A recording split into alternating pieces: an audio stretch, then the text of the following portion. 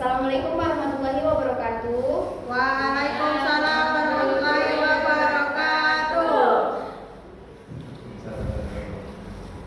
The Honorable Mr. Rahmawansyah MPD as the lecturer of Sosiologi Pendidikan and all of my friends. So today I will present my topic. The topic is tokoh-tokoh sosiologi pendidikan. So masuk di slide pertama, mungkin akan disampaikan oleh Denny. Baik, di slide pertama ini kalian bisa lihat siapa beliau. Beliau dikenal dengan nama Auguste Comte. Nama lengkap Isidore Marie Auguste François Xavier Comte. Lahir di Montpellier, Prancis, 19 Januari 1798. Wafat di Paris, Prancis, 5 September 1857. Pemikiran Auguste Comte tentang sosiologi pendidikan. Pendidikan membentuk masyarakat berpikir positif dan tertib. Auguste Comte melihat pendidikan sebagai sarana membangun masyarakat yang berpikir ilmiah dan rasional. Dengan berpikir ilmiah, masyarakat dapat berkembang secara teratur dan terarah. Berikutnya ada Ibnu Khaldun atau nama lengkapnya Abu Zaid Abdul Al-Rahman bin Muhammad bin Khaldun Al-Hadrami Al-Tusi. Lahir 1332 Masehi atau 732 Hijriah di Tunisia. Wafat pada 1406 Masehi. Karya utama dari beliau yaitu Al-Muqaddimah atau Muqaddimah, pengantar untuk sejarah dan sosiologi. Dasar pemikiran beliau adalah pendidikan sebagai alat pengembangan manusia dan masyarakat, bukan hanya individu yang terisolasi. Adapun ajaran atau konsep dari beliau adalah konsep asabiyah atau solidaritas kelompok dan perubahan sosial. Ibnu Khaldun melihat bahwa pendidikan itu sebagai bagian dari proses sosial yang besar, bukan hanya transmisi ilmu. Jadi ia menekankan bahwa pendidikan tidak bisa dilepaskan dari konteks sosial, kondisi masyarakat maupun dalam bermasyarakat. Adapun sejarah atau perkembangannya, meski beliau hidup pada abad ke-14, gagasan Ibnu Khaldun tentang pendidikan dan masyarakat masih digunakan untuk menganalisis pendidikan dan pendidikan Islam kontemporer. Dalam konteks pendidikan Islam di Indonesia dan di dunia, konsepnya masih sering dipakai untuk memahami bagaimana pendidikan Islam sebaiknya tidak hanya fokus kepada kurikulum agama, tapi juga fokus untuk pembentukan komunitas, karakter, dan hubungan sosial. Selanjutnya ada Emile Durkheim, nama lengkap David Emile Durkheim. Lahir di Epinal, Prancis 15 April 1858, wafat di Paris, Prancis 15 November 1917. Pemikiran Emile Durkheim tentang sosiologi pendidikan. Pendidikan menanamkan nilai dan norma sosial. Durkheim menekankan fungsi pendidikan dalam menanamkan nilai-nilai moral, norma, dan kedisiplinan agar siswa bisa hidup tertib dalam masyarakat.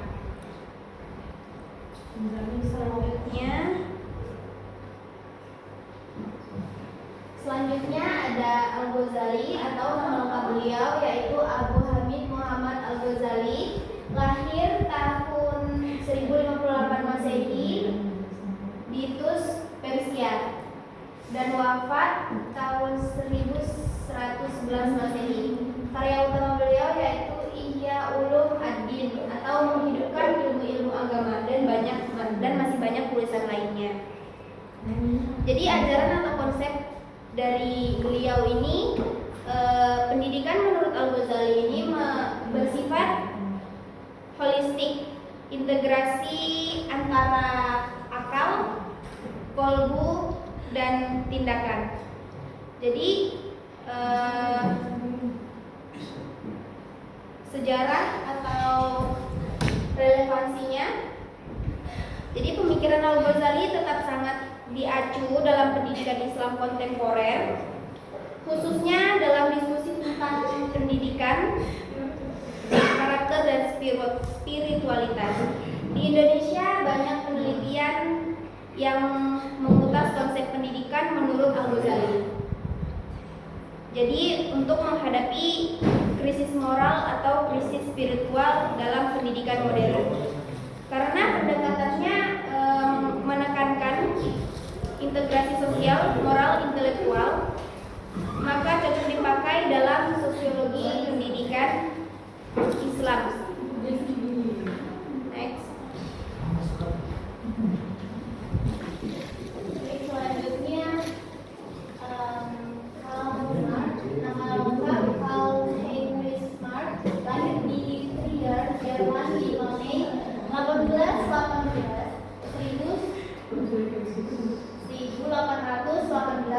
wafat di London, Inggris 14 Maret 1883. Pemikiran Karl Marx tentang sosiologi pendidikan mencerminkan ketimpangan sosial.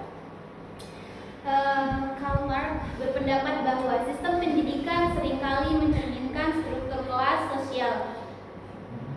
Anak dari keluarga kaya lebih mudah mendapatkan pendidikan bermutu, sedangkan anak yang miskin sulit bersaing karena keterbatasan fasilitas.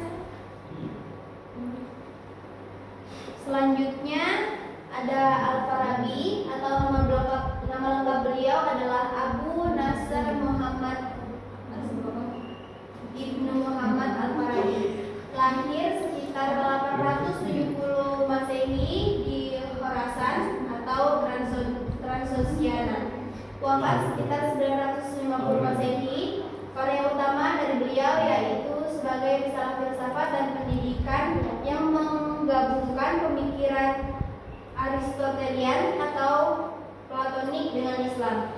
Pemikiran dasar beliau yaitu pendidikan dalam kerangka sosial. Individu dibentuk agar bisa hidup bermasyarakat secara baik, bukan terpisah dari konteks sosial. Jadi, adapun ajaran atau konsep dari beliau yaitu pendidikan sebagai proses membentuk akal dan moral. Al-Farabi menekankan akal sebagai unsur utama manusia yang berkembang melalui pendidikan. Jadi interaksi ilmu, akhlak, dan kesejahteraan sosial pendidikan tidak hanya untuk individu, tetapi agar masyarakat menjadi adil dan bijak. Adapun sejarah dan perkembangan relevansinya,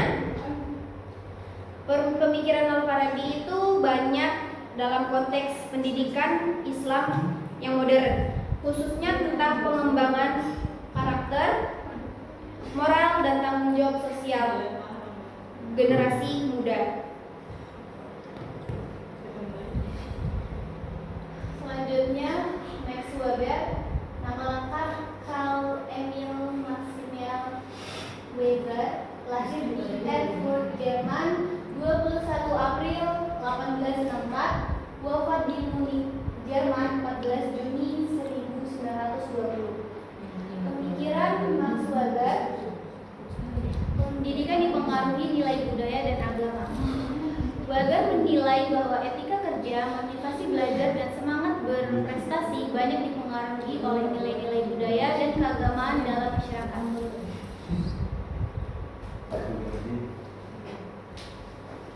Selanjutnya ada Syekh Alatas, berasal dari Malaysia.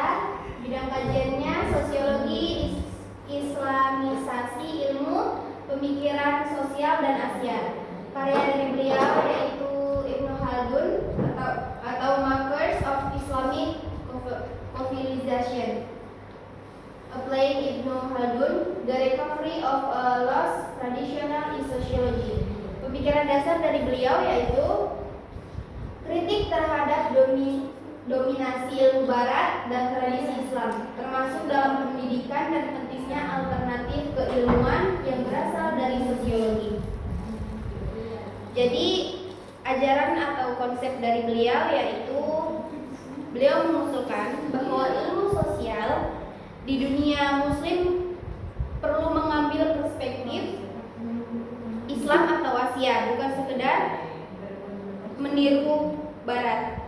Jadi dalam konteks pendidikan Islam, pemikiran beliau itu membantu melihat bahwa pendidikan Islam harus mempertimbangkan warisan intelektual Islam, bukan hanya adopsi model barat, namun juga pentingnya konteks lokal budaya Islam dan pemikiran Islam dalam pendidikan sosial dan pendidikan Islam. Adapun sejarah dan perkembangan relevansinya yaitu pemikiran Alatas relevan di zaman sekarang di mana banyak perguruan tinggi dan pendidikan Islam di Asia termasuk Indonesia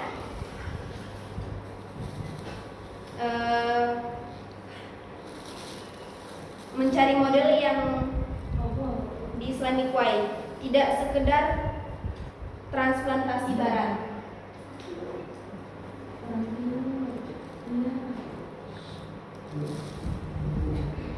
Selanjutnya ada Herbert Spencer, lahir di Derby, Inggris, 27 April 1820, wafat di Brighton, Inggris, 8 Desember 1903. Pemikiran tentang sosiologi pendidikan.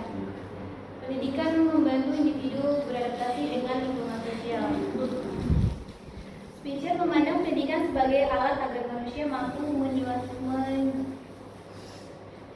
menyesuaikan diri dengan perubahan sosial, ekonomi, dan budaya di sekitarnya. Selanjutnya ada Muhammad Said Ibnu Mullah Ramadlan Ibnu Umar Al-Bubi, lahir 1929 di desa Jailka, distrik Butan, Turki. Keluarga dari Kurdi Sunni, wafat sekitar 2013. Beliau adalah ulama besar Suriah. Bidangnya tafsir, akidah, pendidikan Islam modern. Dasar pemikiran beliau yaitu pendidikan bukan hanya transfer pengetahuan agama ritual, tetapi pembentukan individu berwatak, beriman, serta mampu hidup dalam masyarakat modern. Jadi adapun ajaran atau konsep pemikiran beliau itu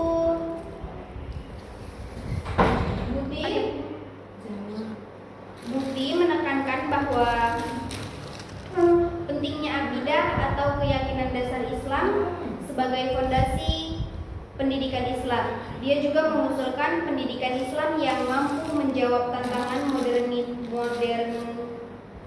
modernitas sambil tetap berakar pada tradisi Islam. Dalam kerangka sosiologi pendidikan Islam, pemikiran Bukti relevan karena ia melihat pendidikan bukan hanya transfer pengetahuan, tetapi juga agama ritual, pembentukan individu berwatak, beriman, serta hidup serta mampu hidup dalam bermasyarakat.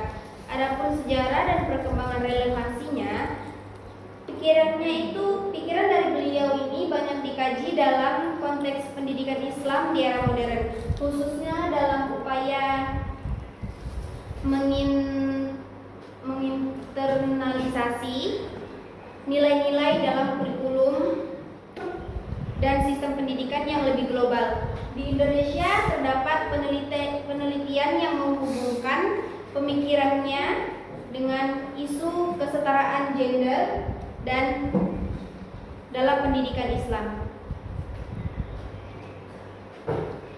Selanjutnya ada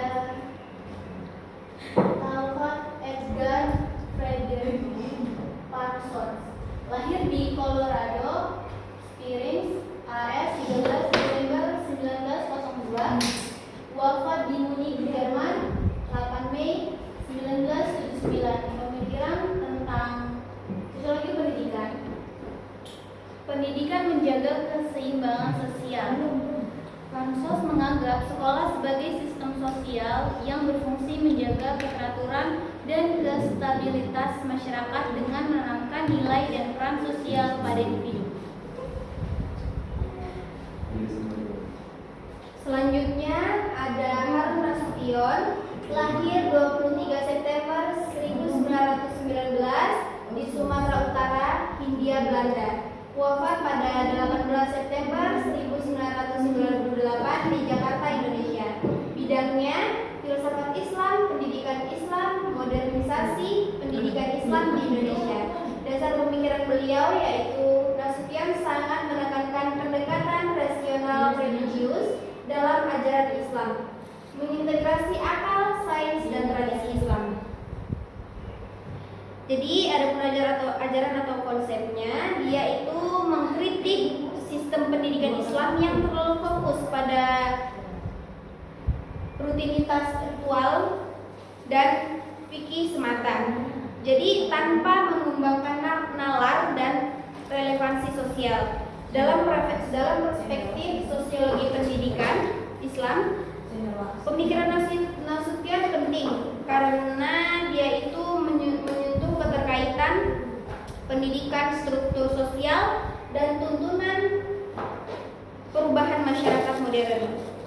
Adapun sejarah dan relevansinya, Nasution itu menjadi pelopor reformasi institusi pendidikan Islam di Indonesia, termasuk perubahan kurikulum dan penyatuan ilmu agama. Pemikirannya terus dipakai sebagai rujukan dalam debat tentang pendidikan Islam. Pendidikan harus berevolusi agar tidak tertinggal. Selanjutnya ada Georg Hermann Smith, lahir di South Hadley, AS 27 Februari 1863, wafat di Chicago 26 April 1931. Pemikiran tentang sosiologi pendidikan. Pendidikan menjaga keseimbangan simbolik.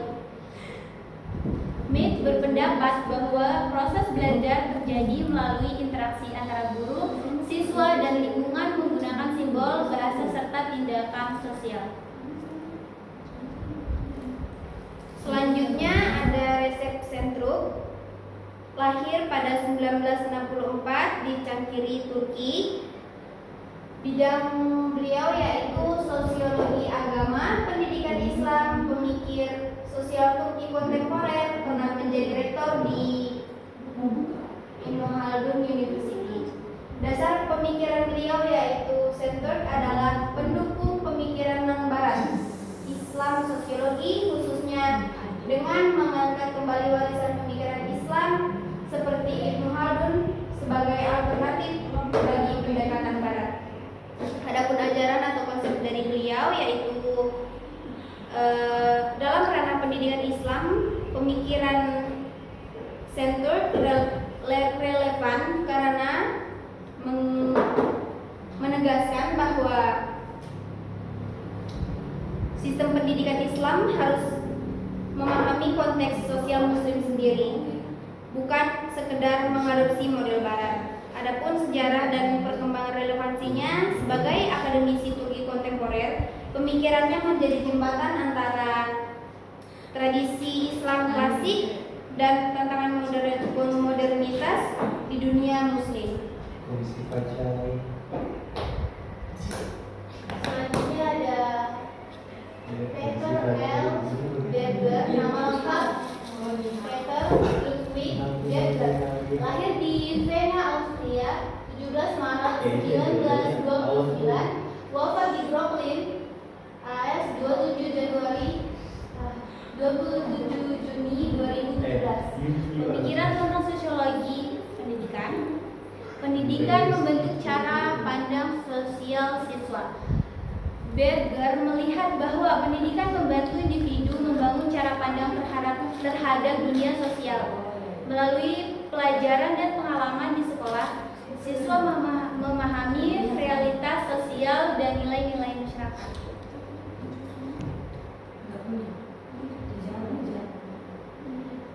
Jadi kesimpulannya adalah tokoh-tokoh sosiologi pendidikan baik dari Barat maupun Islam memiliki tujuan yang sama, yaitu memahami hubungan antara pendidikan dan masyarakat.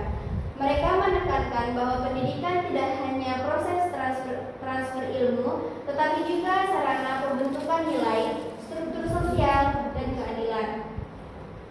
Tokoh seperti Emile Durkheim menyoroti fungsi sosial pendidikan. Karl Marx melihat sebagai alat reproduksi kelas. Max Weber menekankan nilai dan kekuasaan, sementara tokoh Islam seperti Ibnu Khaldun, Al-Ghazali, dan Al-Farabi menekankan keseimbangan antara ilmu, moral, dan spiritualitas secara keseluruhan. Gagasan mereka menunjukkan bahwa pendidikan berperan penting dalam membentuk individu yang berpengetahuan, berakhlak, dan mampu membangun masyarakat yang adil serta beradab. Baik teman-teman, mungkin itu saja presentasi tokoh-tokoh sosiologi pendidikan dari kami. Mungkin teman-teman bisa bertanya. Lanjut ke sesi pertanyaan. Mungkin teman-teman ada yang ingin bertanya. Oh iya, kita silakan. Mengapa pemikiran para tokoh sosiologi pendidikan penting dalam perkembangan sistem pendidikan modern? Selanjutnya ada yang ingin bertanya lagi?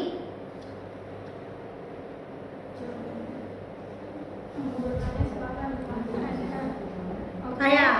Oh iya ada. Tadi kan penjelasannya Dini yang Peter Berger itu ya mekanisme kayak pembentukan realitas sosial di pendidikan gitu kan.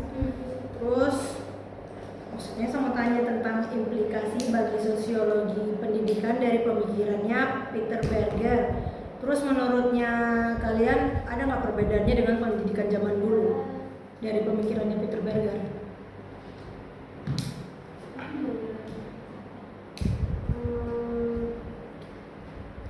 Itu saja atau ada yang ingin bertanya lagi? Oke. Cukup ya?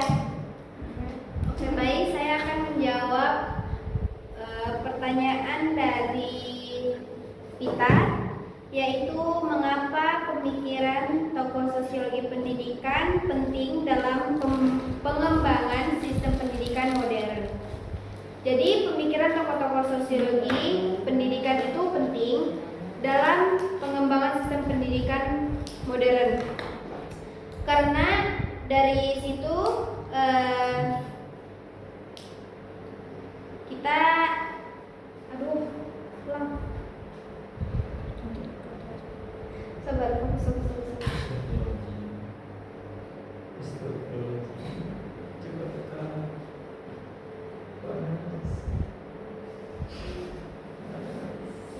Baik, saya akan menjawab pertanyaan dari Pita, yaitu mengapa pemikiran tokoh sosiologi pendidikan penting dalam pengembangan sistem pendidikan modern. Jadi, tokoh-tokoh sosiologi pendidikan itu penting dalam pengembangan sistem modern karena memberikan dasar ilmiah dan perspektif kritis. Maka dari itu, kita itu dapat memahami bagaimana faktor sosial seperti kelas, budaya, ekonomi, dan politik, yang mana itu semua itu sangat penting dalam proses pendidikan. Mungkin itu saja dari saya. Baik, saya akan menjawab pertanyaan dari Bisa nggak dijelasin lebih lanjutnya lagi? Lanjut bagaimana? Lebih detail. Emang yang dari tadi dia jawab, kamu nangkepnya kayak gimana dari pertanyaan? Thank you. Kurang aja. Karena kan perspektif pemikiran dari semua tokoh-tokoh itu kan penting, mulai dari awal seperti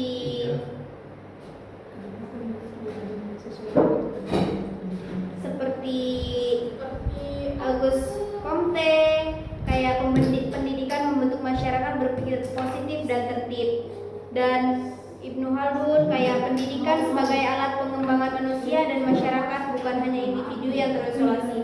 Jadi di dunia yang modern ini contohnya dasar pemikiran dari Ibnu Khaldun, bukan hanya individu yang terisolasi. Jadi walaupun zaman kita sudah maju di zaman modern ini, pendidikan juga itu harus sampai ke daerah-daerah yang memang terisolasi. Jadi kenapa tokoh-tokoh sosiologi pendidikan, pemikiran mereka itu kayak penting untuk pengembangan sistem pendidikan modern, karena semua pemikiran mereka itu relevan dari zaman dulu maupun untuk zaman sekarang yang ada ini. Mungkin itu aja dari saya. Thank you. Mungkin, but that's true. Udah selesai. Dari kamu.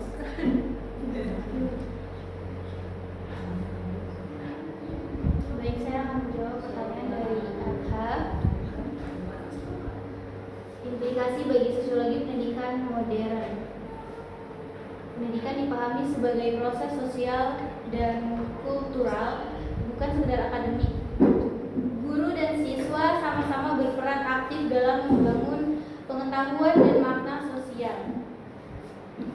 Kurikulum dianggap sebagai hasil konstruksi sosial yang dapat berubah sesuai perkembangan masyarakat. Perbedaan dengan zaman dahulu, kalau zaman dahulu itu pendidikan lebih bersifat satu arah, di mana guru menjadi sumber utama pengetahuan dan siswa hanya menerima secara pasif.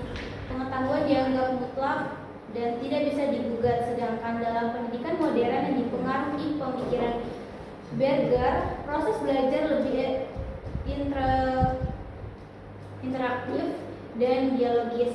Guru berperan sebagai fasilitator, siswa lebih aktif, dan pengetahuan dipandang sebagai hasil dari proses sosial yang terus berkembang. Mungkin itu saja dari saya. Bagaimana teman-teman, sudah cukup? Cukup panas. Enggak. Kalau di zaman dulu itu transfer ilmu itu hanya ada pada guru dan siswa kan? Yang saya Anu tahu. mensucikan apa? Yang apa? Yang saya tahu. Itu yang kamu tahu? Iya, iya. Mensucikan Sama apa? tadi yang bilang, Bagus. kalau zaman dulu itu pendidikan cuma dikasih ke orang-orang yang Orang-orang yang tinggi. kastanya tinggi. Iya. Iya. Iya. Berarti kalau dari menurutnya kamu itu kurang tepat dong kalau cuma guru dan siswa. Iya, Soalnya kan tambahkan, siswanya tambahkan kalau gitu. Ya, jadi ini masih tambahan ya. Masukan. Jadi terus Ya, jadi pendidikan Berarti- pada zaman dahulu itu tidak hanya itu melalui cuma dari segi gurunya. guru dan siswa, tapi Udah. kebanyakan yang menerima pendidikan itu dari Enggak, orang yang guru memiliki dan siswa. kasta yang tinggi. Iya, kalau kita bicaranya pendidikan itu nggak cuma tentang guru sama Sama siswa, siswa. tapi bagaimana orang itu mendapatkan sebuah pengetahuan ataupun ya pengetahuan lah dari orang lain yang bukan guru, itu juga dapat disebut sebagai pendidikan gitu. Ya, Baik, terima kasih atas tambahannya. sama deh. Jadi kalau di zaman Mungkin- dulu bersifatnya indoktrinatif. Murid menerima pengetahuan dari guru tanpa mempertanyakan. Sistem Tapi kan nggak doktrin. semua guru, Sistem tapi kan doktrin. muridnya nggak semua ya. Karena kan ada kalangan-kalangannya. Apa kalau apa itu dapat pengetahuan tanpa bertanya? Iya, dia kayak cuma dapat pengetahuan aja tapi nggak dijelasin gitu loh pengetahuannya tuh ini kayak gimana kayak nggak dijelasin mendalam gitu loh. Jadi mereka kalau mau bertanya juga kayak ya Mereka siapa? Mereka siapa si yang muridnya. Ya, di zaman itu. Di zaman dulu ya. Zaman dulu tahun kapan? Bukan dulu, Bre. Dia zaman dulu. Zaman dulu pada zaman masih susahnya pendidikan, belum ada sekolah dan Ya, lain-lain. ini kan maksudnya ini kan menurutnya pemikiran. Tahunnya berapa? Oh, jadi dulu itu pendidikan tetap ada, masa ada guru tapi belum ada sekolah. Maksudnya Nah, gimana? Tadi Gini loh, kan dulu itu kan pada zaman apa sih namanya? Enggak ini gimana ya saya jelasin. Itu kan mereka belajar sembunyi-sembunyi, enggak maksudnya belum gedung, maksudnya belum ada gedung kayak sekolah gitu loh. Oh, jadi Ya, sebelum secara ini berarti maksudnya untuk yang kasaran kayak gitu gimana? Iya. Maksudnya sembunyi-sembunyi itu bagaimana ya? Kenapa? Maksudnya dia Iya, dia harus sembunyi dari siapa? iya dia Siapa yang sembunyi Dari penjajah. Maksudnya bukan. Oh, Iya, tapi kita ini kan bukannya bukan bicara pendidikan tentang yang penjajah, kita Bu- bicara secara keseluruhan. bukannya gitu loh. pendidikan ini justru ada dari penjajah. Oh iya benar. Iya, kayak yang Alif Iya, jelasin waktu kita itu. kita ambil kasusnya yang di Indonesia ya, sama kayak di Australia di depan. Tapi kalau yang di zamannya penjajah itu kan yang dapat pendidikan yang bangsawan-bangsawan kan. Asal dia mantap. Mantap, berarti kalau dari pemikirannya Peter Berger, kalau zaman dulu yang terima pendidikan itu siswa cuma terima ilmu tapi dia nggak mempertanyakan ke gurunya. Sedangkan kalau zaman sekarang guru dan siswa sama-sama mendapat pengetahuan. Saya tahu nggak? Oh, oke, terima kasih atas tambahannya. Sama-sama. Terima kasih juga Anda atas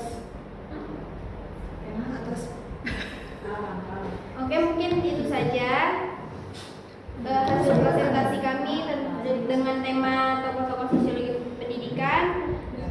Thank you for your attention. Terima kasih juga.